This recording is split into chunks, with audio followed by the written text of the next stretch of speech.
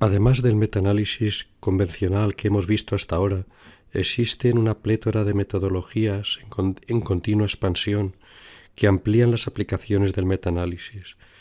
En los siguientes temas abordaremos tres de las metodologías que tienen mayor aplicación a los estudios de efectividad comparada: el análisis secuencial, los metaanálisis en red y los enfoques bayesianos. Otras metodologías en expansión, como los metaanálisis de diagnóstico, quedan fuera del ámbito de esta asignatura. El objetivo es que el participante tenga noticia de su existencia y de su posible utilidad, pero no las trataremos en profundidad. En el tema de hoy hablaremos del análisis secuencial aplicado al metaanálisis con una metodología que se está extendiendo en la literatura biomédica.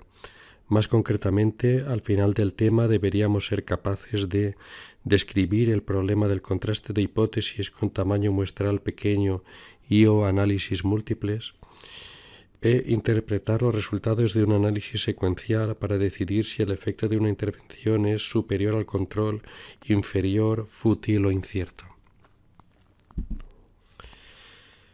Los test de hipótesis están diseñados para ser realizados una sola vez y con un tamaño muestral adecuado, que nos permite trabajar con unos márgenes de error establecidos.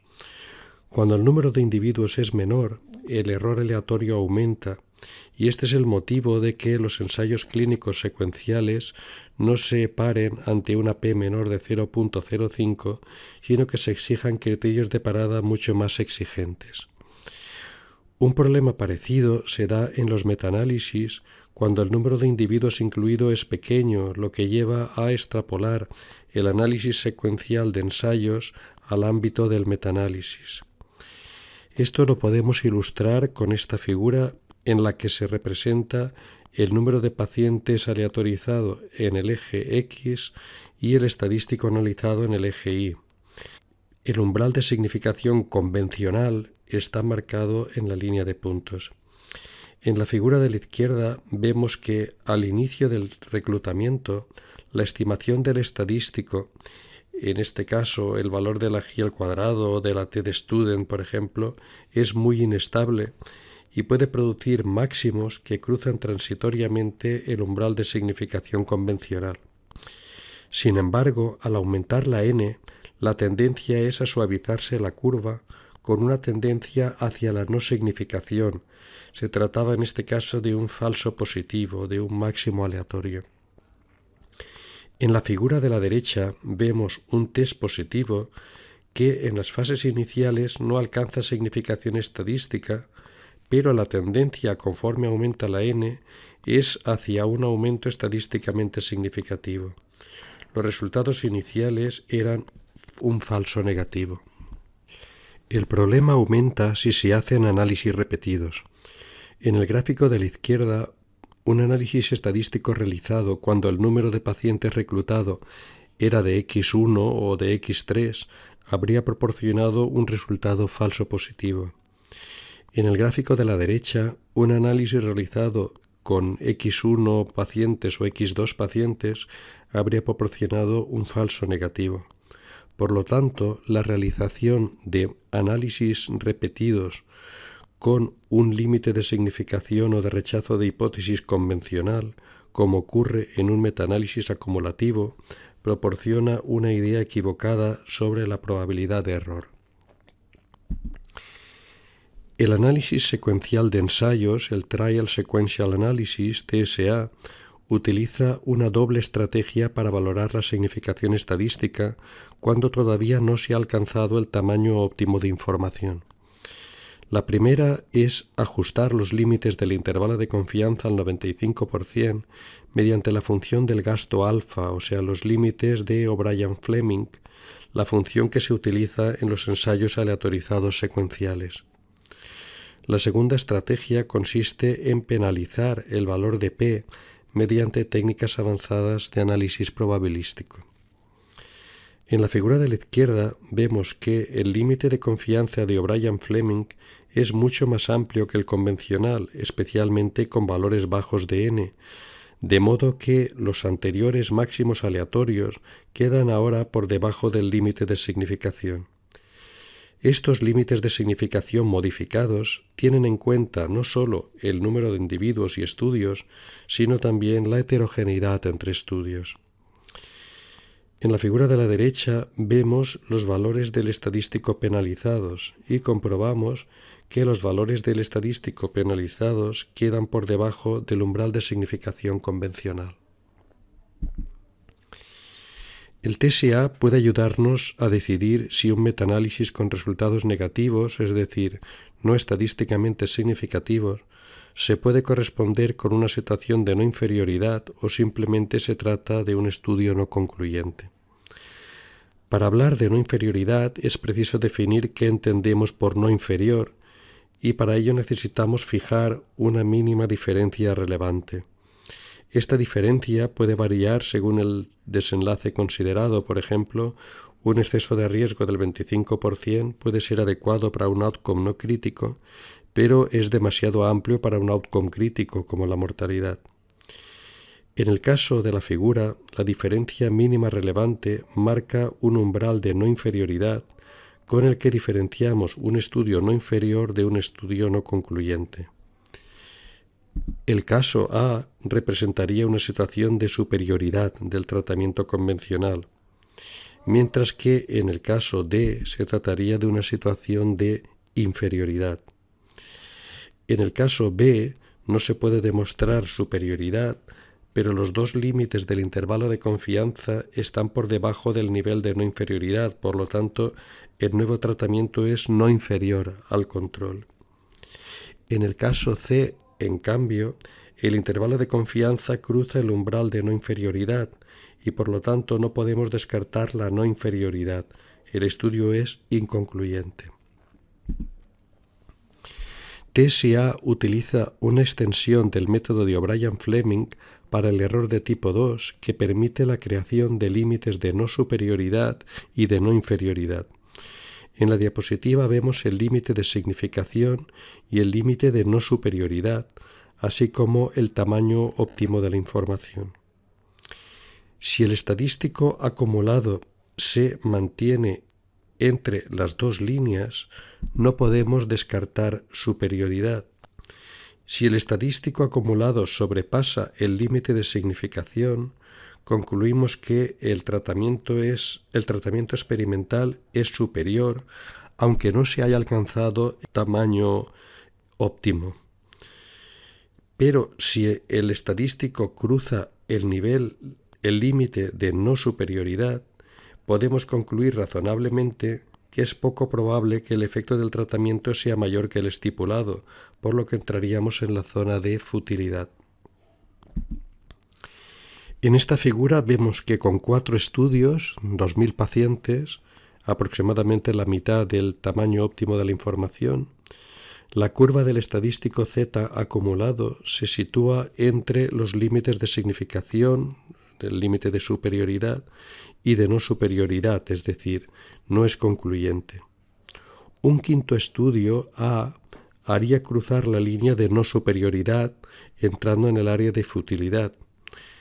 En cambio, el estudio B haría que se cruzara la línea de superioridad. Ahora bien, un tratamiento no superior puede corresponder tanto a un tratamiento equivalente como a un tratamiento inferior. ¿Cómo diferenciamos estas dos situaciones? Para poder valorar la equivalencia necesitamos definir unos límites de no superioridad como de no inferioridad. Hasta ahora se ha representado solo la parte positiva del gráfico, de modo que los valores altos del estadístico indican superioridad del tratamiento experimental. En este gráfico hemos añadido la parte negativa del estadístico, que sugiere inferioridad del tratamiento experimental. En el gráfico podemos ver todos los elementos vistos hasta ahora: los umbrales de significación, el umbral de no superioridad y el de no inferioridad, que delimitan un área de equivalencia.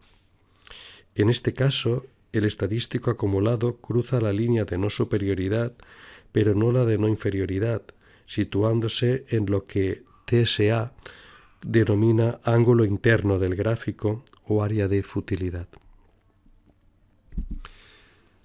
Vamos a ver un ejemplo, partiremos de un escenario concreto. Las guías de práctica clínica actuales apoyan una actitud restrictiva en el uso de transfusiones de Matías y no las recomiendan en general con una hemoglobina superior a 7 gramos por decilitro. Sin embargo, existe poca evidencia sobre el umbral adecuado para transfundir en el subgrupo de pacientes con patología cardiovascular. Un reciente metaanálisis realizado en este tipo de enfermos sugiere que el umbral restrictivo en este tipo de pacientes aumenta en un 78% el riesgo de sufrir un síndrome coronario agudo, aunque esto no se traduce en un aumento de la mortalidad. A la vista de estos resultados, te planteas dos problemas sobre la precisión del metaanálisis. Primero, el aumento del riesgo de síndrome coronario agudo podría tratarse de un error de tipo 1 relacionado con un efecto de estudios pequeños, es decir, con un máximo aleatorio. Y en segundo lugar, aunque el efecto sobre la mortalidad no es estadísticamente significativo, ¿podemos descartar un efecto relevante de umbral bajo de transfusión sobre la mortalidad? Aquí vemos el forest plot del outcome síndrome coronario agudo. El efecto promediado muestra un exceso de riesgo con un intervalo de confianza al 95% preocupante, con un aumento del riesgo de síndrome coronario agudo entre el 18 y el 170%. Sin embargo, el número de eventos, 91, es claramente insuficiente, lo que sugiere la existencia de imprecisión. En el análisis de TSA asumimos un error alfa del 5%, un poder estadístico del 80%, una reducción relativa del riesgo mínimo a detectar del 25% y un riesgo basal similar al del grupo control de un 2,5%. TSA calcula el tamaño óptimo de la información, que es de 383 eventos, y vemos que la curva acumulativa del estadístico Z cruza el intervalo de confianza del 95% convencional, pero no los límites del intervalo de confianza de O'Brien-Fleming, que están entre 0,92 y 3,46, indicando que el metaanálisis no es concluyente y hacen falta nuevos ensayos. Los datos que utiliza TSA para el análisis se pueden ver en la ventana gris de la derecha. Alternativamente, TSA proporciona el valor de la P penalizado. Se observa que, a diferencia de la curva Z convencional, la curva Z penalizada no alcanza la significación estadística. Esta es la ventana con los datos suministrados a la aplicación estadística. Para más información se puede consultar el manual, que viene referido en la página de créditos al final de esta unidad. Respecto a la mortalidad, el intervalo de confianza, el límite superior del intervalo de confianza al 95% se extiende hasta un aumento de la mortalidad del 50%, indicando la existencia de una clara imprecisión.